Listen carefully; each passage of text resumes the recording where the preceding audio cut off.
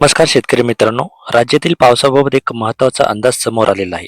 पुढील काही दिवस महाराष्ट्रातील बहुतांश भागात पावसाची चांगली साथ मिळण्याची शक्यता आहे.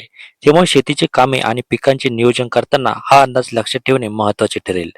सर्वप्रथम विदर्भाबद्दल बोलायचे झाले तर नागपूर, भंडारा, गोंदिया आणि अमरावती या जिल्ह्यांमध्ये 19 ते 26 जुलै दरम्यान अतिमुसळधार पावसाची शक्यता व्यक्त केली जात आहे. कमी दाबाच्या क्षेत्रामुळे काही ठिकाणी अत्यंत जोरदार पाऊस होऊ शकतो.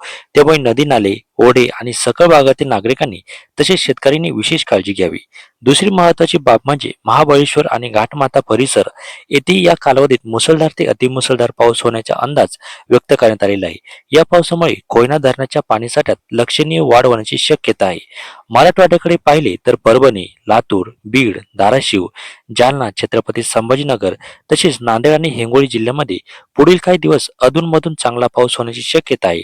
ज्या भागात अद्यापही समाधानकारक पाऊस झालेला नाही, त्या भागांनाही या काळात दिलासा इथे मिळू शकतो. पश्चिम महाराष्ट्रात पुणे, सातारा, सांगली, कोल्हापूर, सोलापूर आणि अहिल्यानगर जिल्ह्यांमध्ये पावसाचा जोर वाढण्याची शक्यता आहे. काही ठिकाणी हलका तर काही भागात जोरदार पाऊस अनुभवायला मिळू शकतो. उत्तर महाराष्ट्रातील जळगाव, धुळे, नंदुरबार आणि नाशिक जिल्ह्यांमध्ये पुढील काही दिवस नियमित पावसाची शक्यता आहे.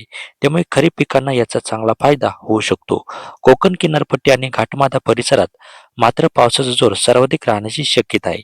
यामुळे या भागातील नागरिकांनी आणि शेतकऱ्यांनी हवामानातील बदलांवर सतत लक्ष ठेवणे गरजेचे आहे. याशिवाय मध्य प्रदेश, कर्नाटक आणि तेलंगणामध्ये पावसाची तीव्रता वाढण्याचा अंदाज आहे. त्याचा परिणाम महाराष्ट्राच्या सीमेलगतच्या अमरावती, अकोला, धुळे, नंदुरबार आणि आसपासच्या भागांवर दिसून येऊ शकतो.